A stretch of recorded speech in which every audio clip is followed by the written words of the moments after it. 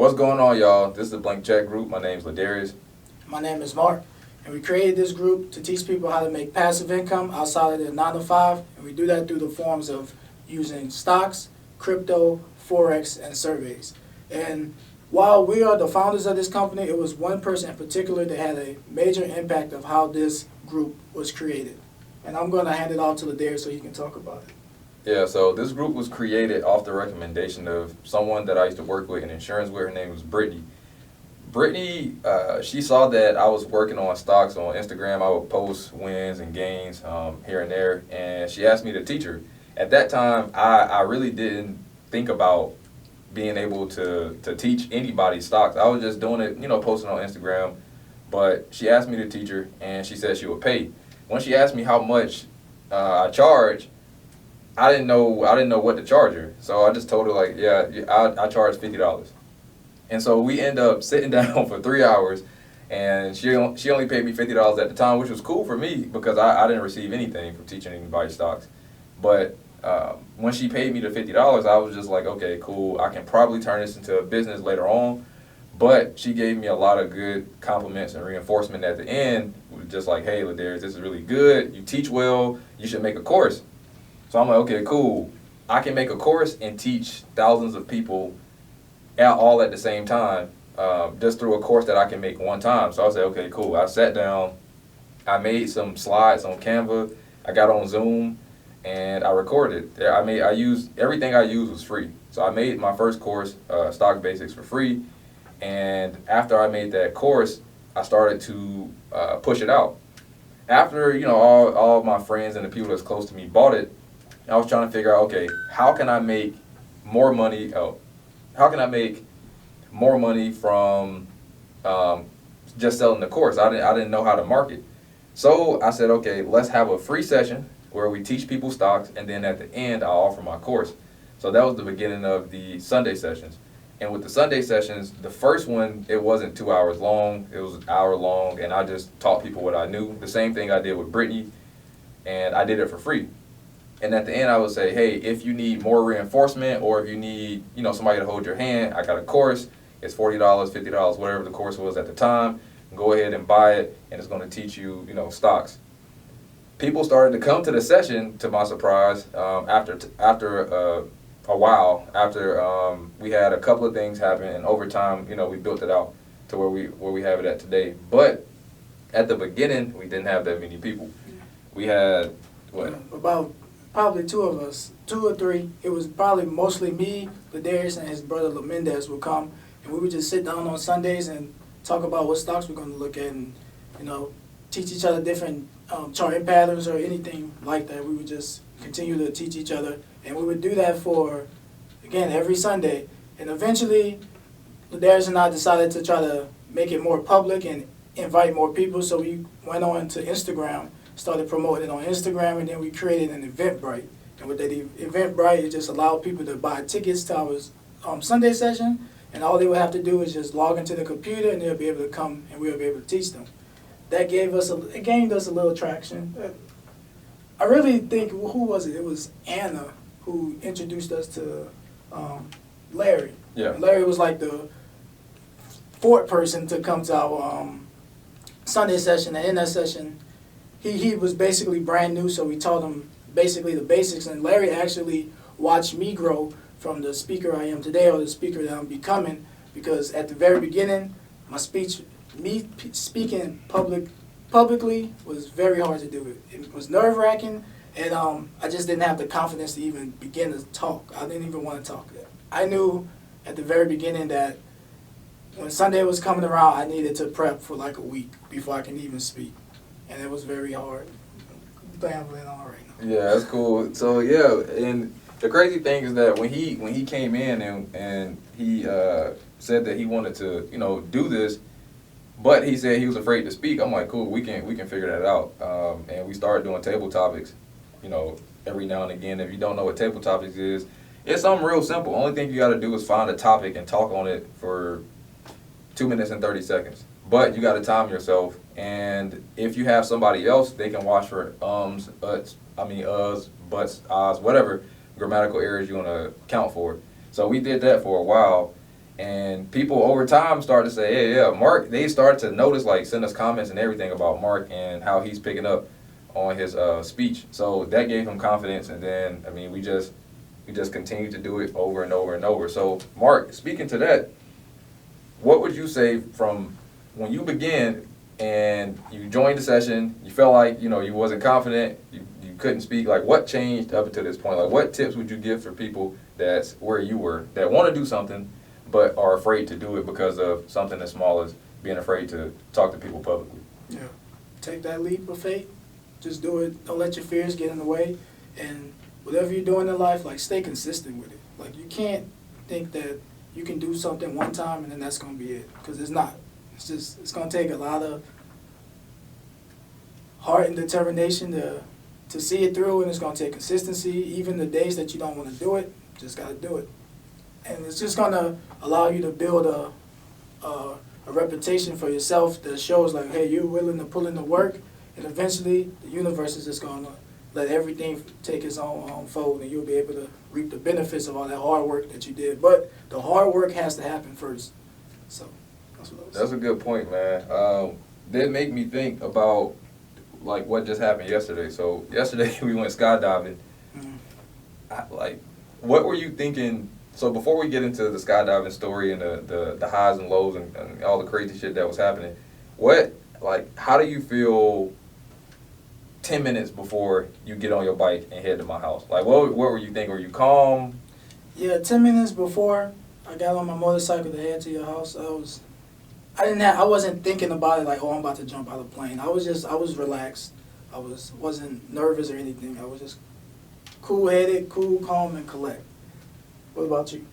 Man, I ain't go to sleep till like 3 in the morning. I woke up at like 7. Like, I was watching videos on YouTube, listening to what people say. They was talking about the scariest part. And, but some people was like, you just got to do it. So I'm like, man, if this man Mark don't show up on his bike, we ain't going. Like, I put a lot on your shoulders because I had like 4 hours of sleep, and I'm like, man, I was thinking of every excuse, in my mind to not go.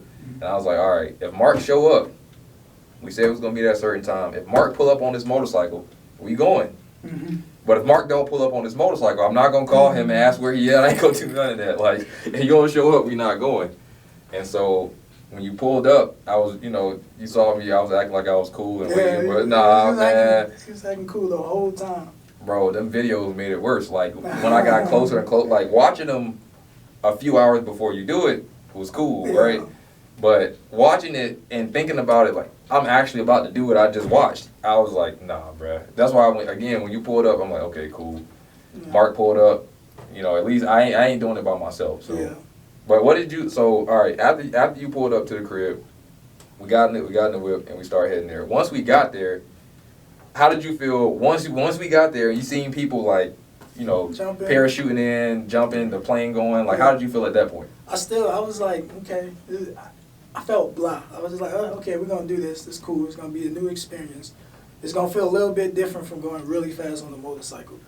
But so when we were waiting for our names to be called, and you was like, they said team 5, and it was like, that's our team. I was like, no, bro, they ain't give us a team yet. We don't know what team we are. He was like, no, that's our team. And I was just like, okay, calm down. They're going to call us out. They're going to tell us our name first. And you was so adamant about going to see. I kind of knew he was nervous, and I was like, this man is nervous. And it was just like, that was funny to me. I was like, this man is so nervous. But I didn't get nervous until the plane pulled up, and we all had to pack together 2 by 2 behind each other and squeeze together, and they took a lift off. And once they pulled that door open, and that wind just sucked all the air out the airplane, and we was like, 10,000 feet in the air, maybe 14? 14,000 feet in the air. That's when the fear kind of kicked in. But at that point, the fear for me was just too late to pull back. I'm already up here.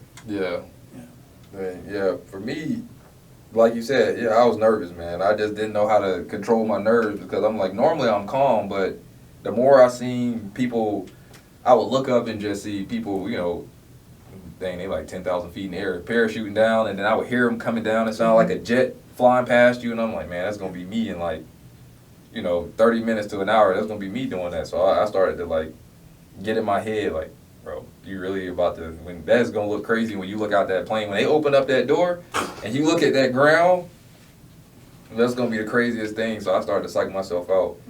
But after they put the harness on, I just knew like, all right, this harness on me. They not like once cause they do like I think a 16-point check or something. Yeah, where they lock you in. Yeah. Once they do that and put the harness strap on you and everything, you locked in. So I'm like, bro, this is about to happen. So again, once we got on that plane, man, bro, like, he was just like, yeah, you kind of tall, man. You might want to duck down. I'm like, bro, I don't even want to get on here. Like, duck down. But once we got on there, and I thought that was going to be, like, the worst. I was like, all right, cool. We on the plane. It's cool. Yeah. But when we got up to, 14,000 feet, and they opened that door, like you said, man, smelling that air up there, you like, yeah. All right, so tell me about the experience when you first jumped out the plane. What you felt? Bro, man, what, bro? When I, again, so we packed in this small plane, like you said. I'm the second person in line. So I know I'm going soon. The dude in front of me, when he jumped, it was his first time too. So I'm trying to gather a small amount of experience from him. Like I'm trying to watch and see if he gonna freak out, like when he falling, how he look, all that. So he get to the edge of the plane. Once he jump out, it's like a vacuum just sucked him out the plane. I'm like, yo, so I get to the edge, I crab walk to the edge, I'm looking over the edge, trying to see him. You drop so fast, you can see him for a second, but after that, you can't see him anymore. So at that point, I'm like, man, this is about to be me. So my instructor, moving me to the edge, and he's like, hang your feet off. So I'm hanging my feet off, and then I look up, somebody got a camera in my face. I'm like, yo. So on the video, y'all see the video, but on the video, you see me just like right before I jump, and then the guy with the camera in my face, I had to do something, so I just put my hand up, acting like I wasn't afraid. Man, when he finally, because he rocked you 3 times, once he rocked you on that 3rd time and you fall out that plane, you realize I'm really falling, again, that experience, when people ask us about it, that'd be it's kind of hard to explain weightlessness, and you can't grab onto it's not you in the air, it's nothing to grab on, you can't get your foot in, you can't get none of that. So we kind of falling upside down, and I'm like, bro, I'm about to die. I'm just thinking man, this is tough. So, but yeah, jumping out, man, was the scariest part. Once we got to terminal velocity, I was good, man. And then I started to, wild out and, try to do tricks and stuff after that. But that initial jump out the plane, that's the point of maximum fear. It don't get any worse than that. You get what I'm saying? So, matter of fact, since we're talking about this, how can you, if you had to draw a parallel between starting the blank check group, being afraid of speaking in front of people publicly, could you draw a parallel between that and jumping out of airplane, skydiving? What's the parallel for you? Yeah.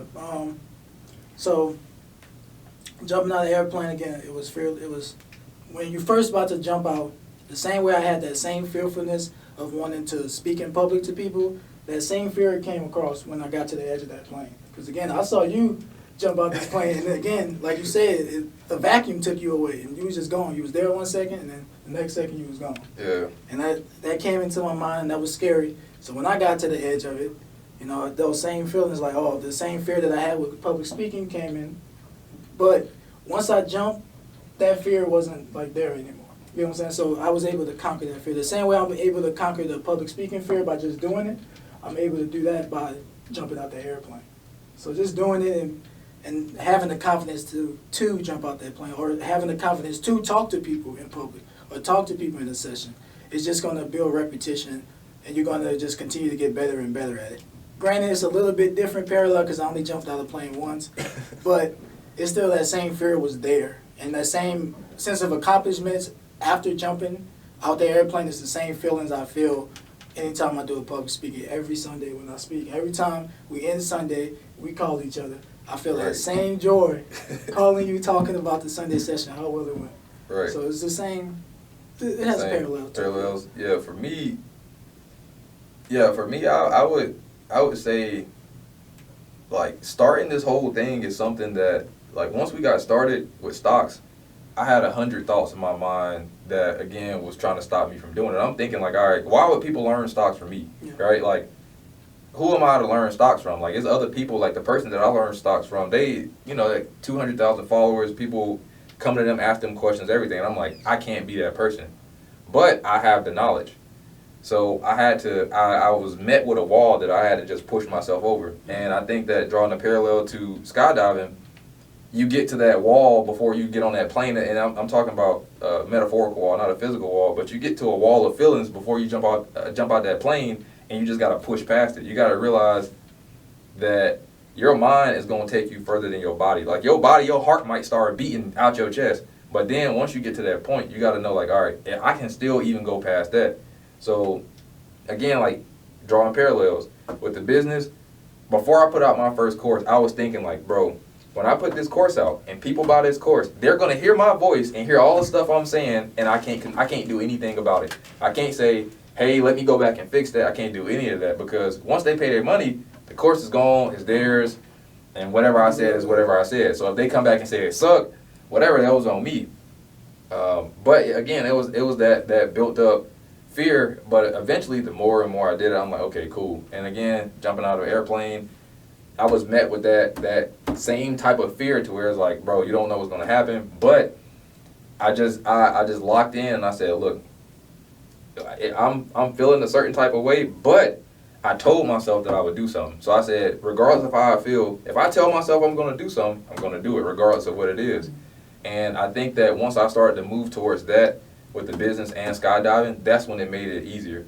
But for somebody that's trying to either go skydiving or start a business, I don't care who you are, you're going to get to a point to where you feel like, all right, I need to do something, or I'm going to backpedal. So when you start to backpedal, it's like, all right, you backing off of what you really want to do, and you got to step up and actually do it. So that was one of the biggest things, is like, look, no matter what it is, you say you're going to do it. And so that's what I got from it. Okay. You got anything? No, I got another question for you. Okay. You spoke about your courses, right, and having the fear of when you put it out there, and whoever buys it, they have they don't have any limit to what they can say about your course, or like how it was. The review they can give you is unlimited, right? Yeah. So with that, what do you do about bad reviews that you may have gotten for courses? Have you ever even gotten a bad review for one of your courses? I won't say I've gotten a bad review, but I've received reviews where people are like, this is either too long or this is too short. Like, Stock Basics in 60 Minutes, I made that to be able to teach you just the basics of stocks, to where at the end of the course, you can go to Robinhood, set up you a trade, buy you some stocks, and you can keep it moving. But some people felt like, oh, this person has an 8-hour long course and they charge, $1,000 for an 8-hour course. How can your 1-hour course that's $40, $50 compete with a $1,000 course that's 8 hours long? And when I get situations like those, I just use them as points to learn from, right? I don't take them personally, because I'm not at the end. I'm not a finished product, right? I'm still learning, I'm still growing, and it's still going to be more courses. So I just say, okay, cool. If you feel like that about this course, just buy my next course, and I'll build whatever criticism you have into the thought process. You get what I'm saying? So that way I don't make it happen again. But that's a part of it. Like, what we're doing, what we're building people at the beginning. We had people that we begged to, hey, come to the session, buy our course, check the course out. We join the Discord for free. You know what I'm saying? Like, we was doing that, and over time, people started to realize, like, oh, this is really something now. They're really doing something. They're really making moves, and then more and more people started to come in. So, what do you do about bad reviews? Like, you get a bad review on a course or a bad review on a session, on your public speaking. How do you combat that? I try to work on it and gain knowledge from the experience. I know one session I had, I tried to teach people about how to exercise call options, and it was like our worst meeting ever. I think I told Darius not even post this in the Discord. Yeah, you did. I was like, man, please don't post this in the Discord. But I think he still posted it anyway. I did. But it was just so horrible, because I tried to use, like, And that's what you're gonna try different things. I know Steve Harvey talked about like how when he wants to implement a new joke into his show, what he does is he just adds that one joke and he just writes down on the pen if it hit with the crowd or not. If it didn't, he would just strike it off, and he would just continue to do that, add new jokes. And he would just be striking them off. If they don't hit, or if they do hit, he would like leave a little check mark on them. And that's something that that's something that I was trying to do there. Like I was trying to see if I can implement a new topic into our Sunday session, but it was just too advanced. And I tried to use an analogy of sitting in a tennis shoe line waiting. Let's say you waiting in the line with tennis shoes, and you want to get out the line and you ask somebody to hold your spot for you, and when you come back you'll pay them like double the amount of money. It just didn't work, and the person was just like, I don't like tennis shoes. Can you stick to stocks? And then it was just a whole thing. And I think Ladarius just ended up stepping over and just coming to help me out with that.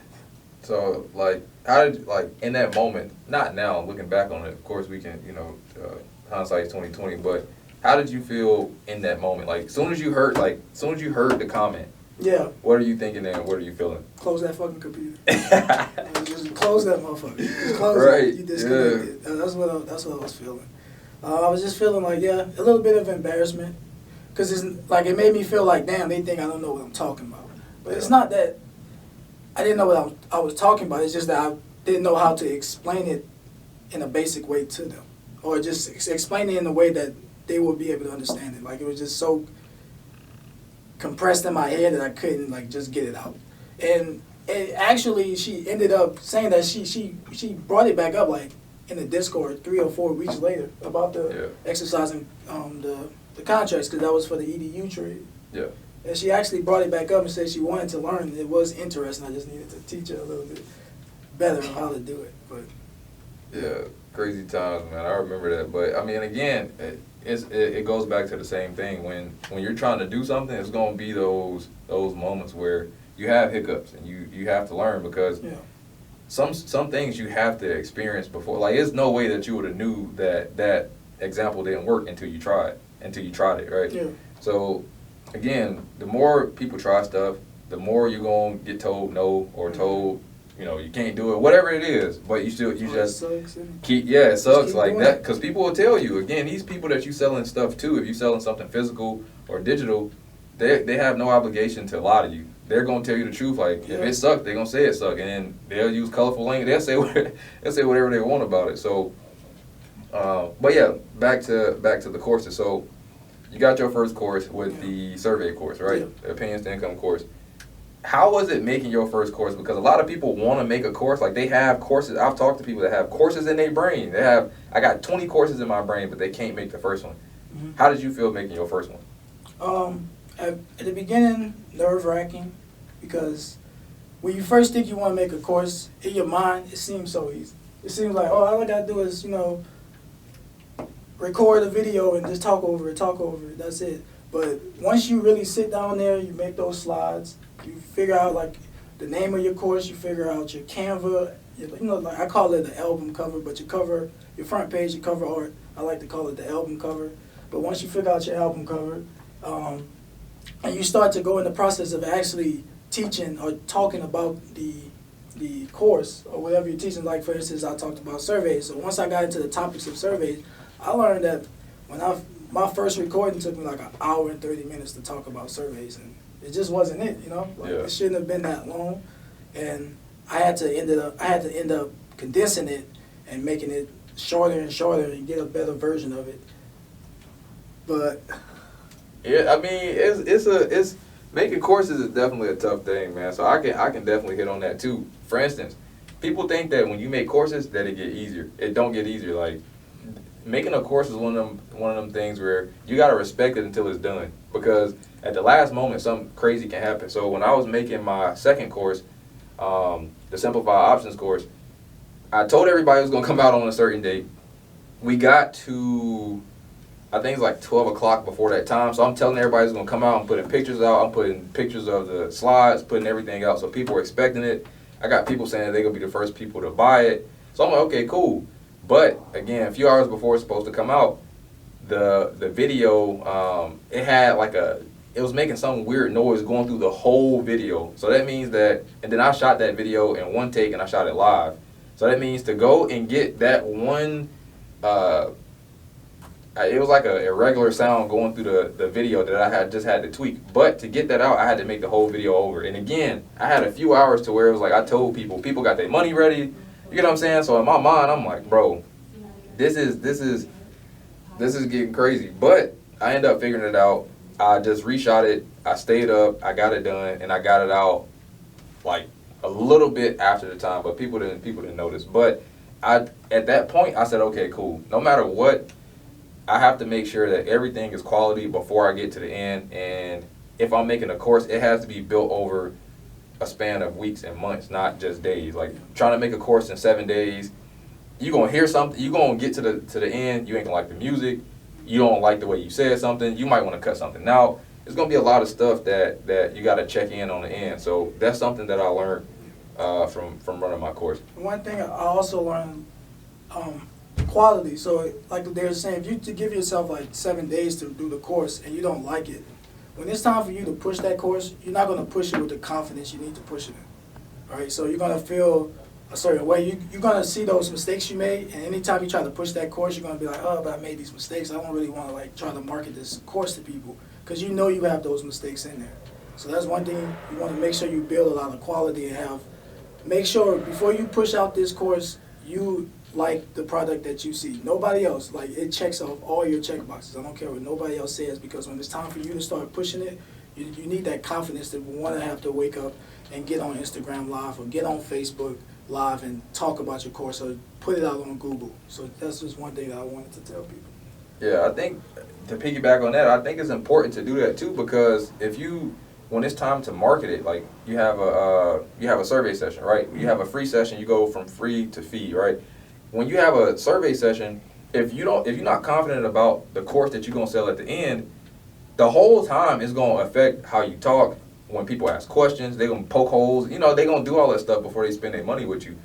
But if you're not confident in your knowledge, people are gonna start to feel that. So then, if you spoke for an hour and then at the end of that 1 hour, you realize like, all right, nobody's probably gonna buy my course, or people are not interested, it's probably because they can see the lack of self-confidence in yourself. Yeah. And that lack of self-confidence is coming from the fact that you don't have a polished product and you don't think it's polished. Yeah. Because once you feel like this is the course, like you like, okay, I'm cool with selling this for twice the amount that I'm gonna sell it for, that's when you really start to sell it. That's when you really start to push it, you get behind it, you'll get on Instagram Live, you'll tell your mama about it. You get what I'm saying? Like you start to get other people involved in it. So that's one thing. That's, again, to piggyback on what you said, that's one thing that I want people to think about. So with your course, again, you got Opinions to Income. It's teaching people how to do what? You tell them. It's basically teaching people how to use surveys and make money outside of 9 to 5 using surveys. So a lot of people think surveys are scams, right? You see these messages and they're like, fill out this survey for 25 cents or $1. And it'll take you 10 minutes to fill it out.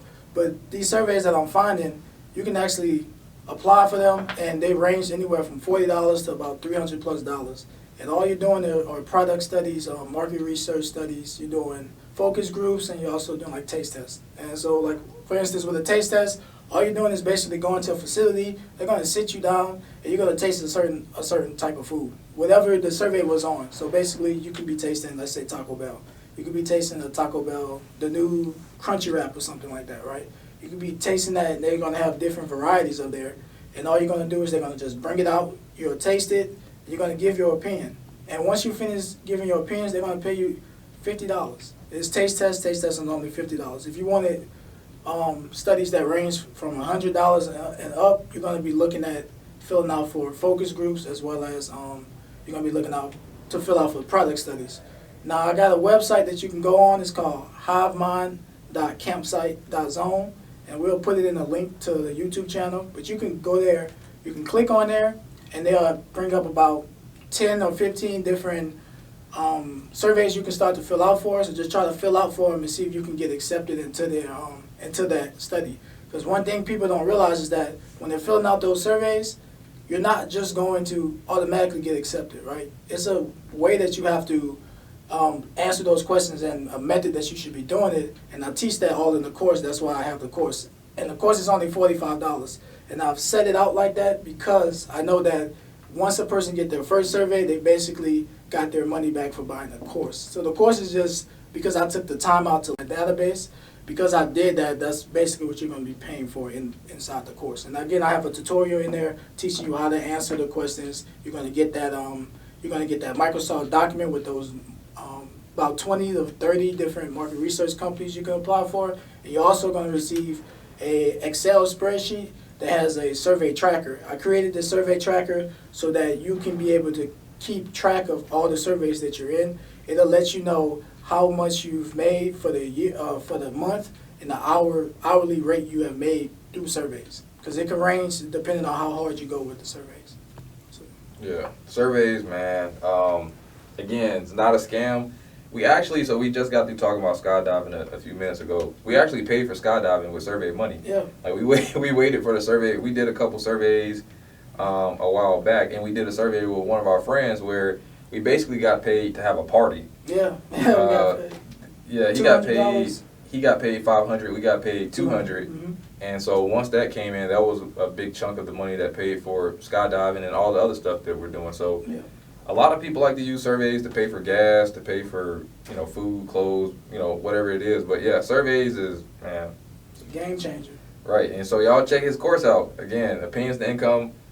I mean, again, it's $45. You're paying $45 for a course where the first survey could be $50 and you get your money back. So a lot of courses out there, they don't tell you the ROI. That's one of the things that I trip over is, all right, if I spend this much money on a course, when am I going to make that amount back? Mm-hmm. And for a person that's selling you a $1,000 course, they can't tell you when you're going to make that $1,000 back. But for instance, like a course like yours, you say, hey, you spend $45 today. In 30 days, I guarantee you at least going to make, you'll be in profit $5 after you do a $50 course. Or your first survey, what, might be 100? 150. Again, the website that you're going to see, once you on this link, when you click on there and go through those surveys, you're going to see those surveys are ranging anywhere from about 100 to 200, 250. It's not going to be, you're going to rarely see a $50 survey on that website that I'm going to send you. But again, you got to have a certain method to answering the questions. You got to understand how to answer the questions and what they're looking for. And that's what I'm teaching you in the course, how to answer those questions so you can get accepted into these surveys more and more often. Because if you're not answering them a certain way, you're going to instantly get kicked out. And they don't tell you that you get kicked out. Once you're finished applying, you may get a quick response and it'll say, thank you for applying for this survey. We'll let you know if you've been accepted through email. You're going to see that whether you've gotten into the study or not, whether you've gotten all the way to the end of the study or if you got kicked out at the beginning of the study, you're going to see that message, so you don't know. But once you start to learn how to answer these questions, you're going to realize that, okay, I've actually gotten to the end of this survey, and then I'm going to potentially have that chance of being accepted into it. And again, it's just that mindset of, like, how do you fill it out? And I don't want to go into it because it's in the course, so yeah. I don't feel like I shouldn't have to go into it, yeah. Cool, man. Yeah, so again, we're making courses that just make it easier for people, and we're not charging any crazy prices. We're not charging over $100 per course because we're actually making money from the things that we learn in the course. So we're not trying to make money, because a lot of people that make courses, they make courses, but they're actually getting money off of you spending money on the course, and they're not really making money with the technique that they're teaching in the course. But again, for us, we pride ourselves on, hey, this is going to be under $100, and you can make your money back in X, Y, Z. We can tell you, all right, you do this survey, you're going to make your $45 back in at least 30 days. And you probably make it back the next week. Honestly, again, we got other courses like Stock Basics and Options. At the end of Stock Basics, you're going to know how to chart, you're going to know how to pick a stock. Options, you're going to know how to trade options. All the varying ideas of options and strategies. And then you'll also be able to look at a trade that I did in January? Yeah, where I turned 600 into 20K. So we have that in the course and outline, so people who, again, saying that we're scamming or, we're not really doing stuff, we have it outlined, screenshots, and I walk you through the process. So again, and we're adding more courses. We have a crypto course coming. We got budgeting. we got marketing, and we have real estate coming. So we have a lot of stuff coming. But yeah, just check out our courses and check out our Discord as well. All right, so we're wrapping up, Mark. What's the? Is that what now? Talk about the scam. You want to talk? Let's All talk right, about so the scam stuff. go ahead, man. I'll let you do it. That's the one thing I let people. That's when you're gonna start a business, especially when it comes to a topic that people, your friends, or just society don't know much about. Once they instantly hear about it or they see you doing it, because they don't know it, they're gonna automatically say it's a scam, right? You're scamming because they don't have the knowledge. It's not that it's a scam. It's just because they don't have the knowledge. You're gonna go through that a lot. Like even with these surveys, I'm teaching people. I'm going to these surveys. I'm filling out these taste tests. I'm doing these taste tests. I'm doing these product studies, and people are still telling me that this is a scam. And it's like it's not a scam. I'm actually doing it. Even with stocks, I talk to people about stocks and they tell me that's a scam. Crypto, scam. Forex is a scam. But that's because I feel like our community, you know, our parents don't necessarily teach us about financial literacy, and they don't teach us really about, you know, the stock market. My mom or my stepfather never talked to me about the stock market. I learned the stock market from a book, and that's how I learned about it. And I listened to Warren Buffett. I saw a Warren Buffett video, and I watched that. That's how I learned about the stock market. Yeah. So I think because our parents and stuff are not teaching society that, or our community is lacking in the financial literacy aspect. And because they're lacking in there and they don't know maybe about this realm of life, they instantly think it's a white person thing or it's a scam. And that's one thing you get a nod. Why are you doing the stuff that white people do? It's just, can you relate? Yeah, so once we had the Discord up and running and we're using stocks to get people in, you know, we're teaching stocks, we got a stock session, we got stock courses. I had a conversation with a girl that I work with, and I just told her, like, look, I just made, you know, I think at the time I had like $1,000 a day. And I was, you know, I did it in the office from day trading. So I'm jumping up and down, I'm happy in the office.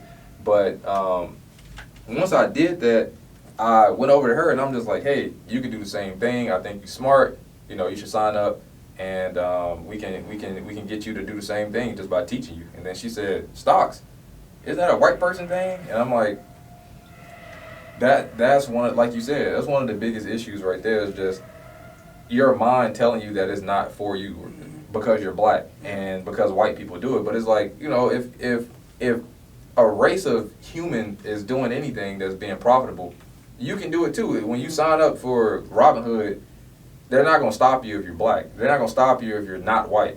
If you're anything outside of white, it doesn't say, all right, well, man, you got to turn around, we can't help you, bro. They don't say anything like that, right? No. So when she said that, that really made me go even harder. Like, oh, I'm really going to build this up to show people, because I know for every person like that, it's probably, 1,000, 10,000 people, 1 million people maybe that's like that in the world, that's probably thinking like, I could do this, but I'm not going to do it because of the color of my skin. Yeah. I'm black and this is a white thing, so I can't do it. Yeah. But it's like we all can make money if we understand that there's going to be barriers no matter what. But again, like we said, back to skydiving, just push past that. It's fear, and sometimes that fear, like with her situation, that fear is not even a real thing to be afraid of. Yeah. But that's stopping her from day trading, learning about stocks, and potentially making thousands a day that can help her, change her life and help her family. So comments like that, we're going to continue to deal with them. Somebody asked us the other day, like, how do y'all deal with people saying that this is a scam? Or how do y'all deal with people that, you know? Me personally, I used to get upset and feel a type of way, but now when a person tells me it's a scam, I honestly just keep it moving, because I'm making money from it. So it's just like, if you think it's a scam, I don't know what more I need to do to try to prove to you that it's not, or it isn't a scam. Right. So I'm just gonna let you continue to think it's a scam, and I'm just gonna go about my day. Like it's like if a person gets fired from their job, right? If one employee gets fired from a job, it doesn't stop the entire process. That company don't go bankrupt. So I look at like a person telling me that it's a scam the same way. Okay, you think it's a scam? That's fine. Yeah. But I gotta keep going. Yeah. Right. Yeah. So people. I don't know what to say, man. People, like I said, people gonna think that stuff that, especially when you're doing something that goes against what they're doing. Like they're working a 9 to 5, they're working hard every day, and then they see a person make $200 off a survey that only take an hour. Mm-hmm. Or they see you do a day trade and you make $500 off a call option, right? And then they're just like, man, that's not real. Making $500 in one day is not real. And then their thought process is, if it was real, everybody would be doing it, right? But it's like, no, that's the issue. It is real, and that's why everybody's not doing it. Everybody's not doing it because they think the same way. Everybody is like sardines in a can, right? Yeah. If you think this way, if everybody around me saying that this is a scam and this is not real, I'm not even going to investigate if this could possibly be something else, right? Yeah. And there's books on it. There's books on surveys. There's books on stocks. You can go read a book on all that stuff and then relate it to the information you get from somebody else to verify if it's the truth. Yeah. But people don't want to take it that far. So again, that's why I'm like, I'm my heart is set on like, look, we're gonna prove to y'all, but we're gonna prove to y'all in a way that where we're not trying to, force it down your throat, but you're just gonna see as it scale up and scale up and scale up that look, everything's legit, and you got to get out of that scam mentality. You can make $500 in one day. You can make $1,000 in one day. That's light. I had a goal to make $10,000 in one day this year, and I did that in January when I did my Tesla trade. Mm-hmm. So it's again, when I see it, sometimes I'm like, okay, I did this, but I realize like the limitations are only in your head. Once you move that out the way, you can have $1 million day, right? Like anything can happen. It just depends on where you move your goalposts, where you want to kick from, right? Wherever you place that football at, wherever you want to kick it from, that determines you. Like, so if you only want to have a $500 day, you can have that. Right. If you want to have a $10,000 day, you can have that. 20K, no matter the amount, you can always have that type of money. But it's going to start off with you. You got to have that confidence in yourself to be able to say, I can do this. It's going to take some time. You're not going to do it right off the bat, but you can continue to work on it and work on it and work on it to get to that specific spot and hit that goal. Right. It's definitely doable. I try to tell everybody that, even the people that think it's a scam, I still try to talk to them. Give them a little bit, just like, man, you should really do this. I learned that one way you can get people to really like notice what you're doing or really tune in is by living like a lavish lifestyle, like being lavish, right? So let's say I think sometimes the way that, maybe I market myself, I don't market myself as being a lavish person. Right? Yeah. I don't show money or anything. Like, I don't wear crazy designer chains or anything like that. So I think that's one thing that can make a person, like, not want to tune into you. And I think that's something I'm going to actually try to start working on. It's moving towards. It's to try to, like, move into marketing. a different, like, realm of the community that is more, I don't know how to say it, but just move into a realm that people may not necessarily, I don't know how to say that.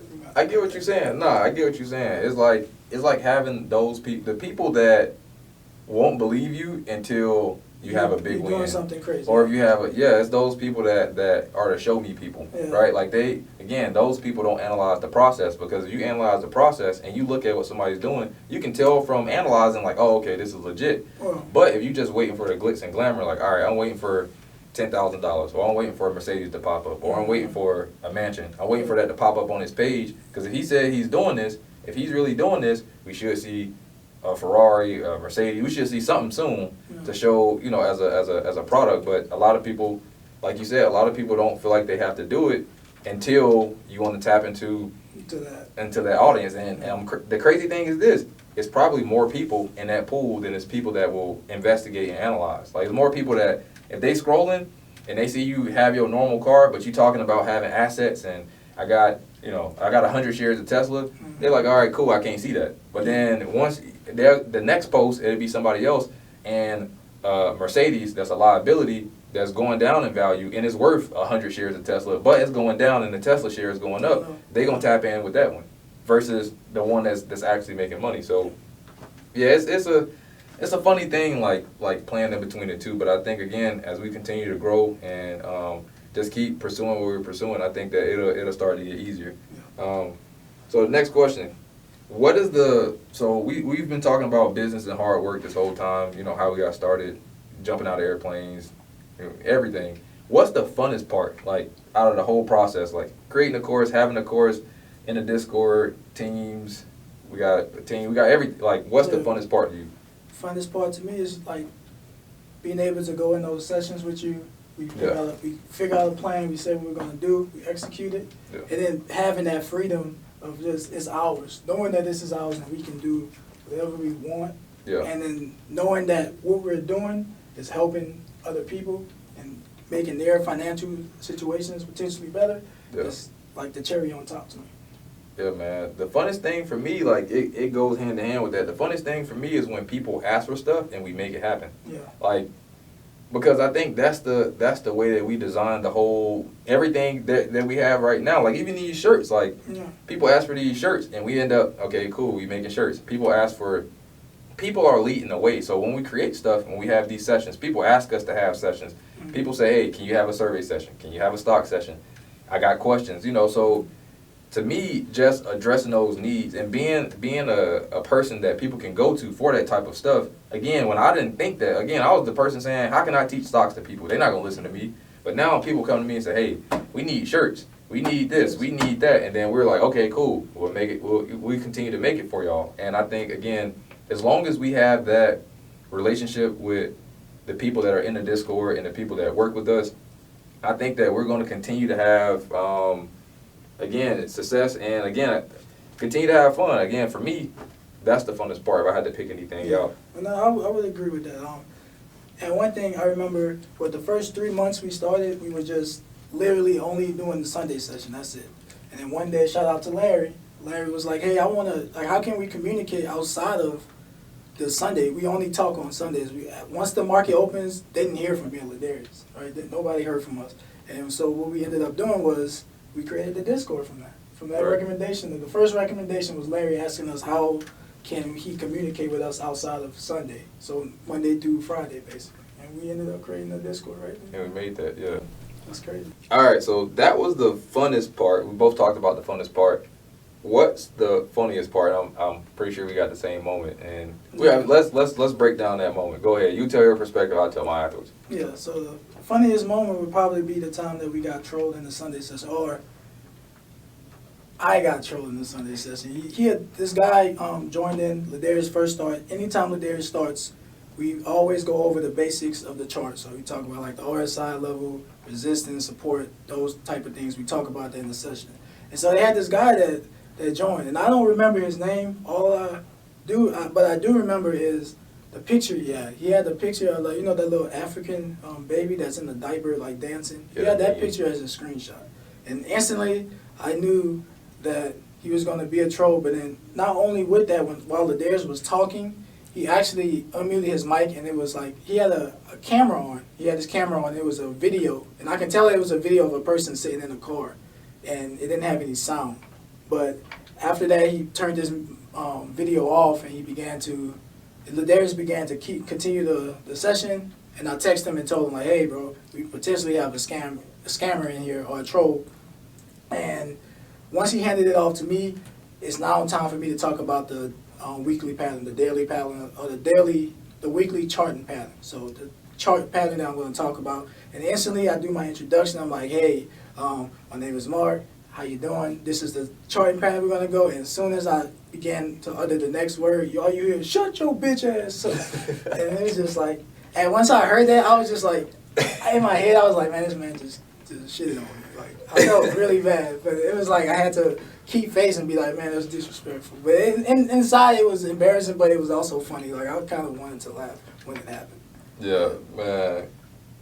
Man, from my side, like, it was so much happening. Like, I'm talking, my phone is buzzing. I check my phone. I see he said that we got a troll. So while I'm talking, I got the chat log open. I'm trying to find a troll. He said, it's a person with this picture. So I'm trying to find, like, an African baby while teaching people how to do charts.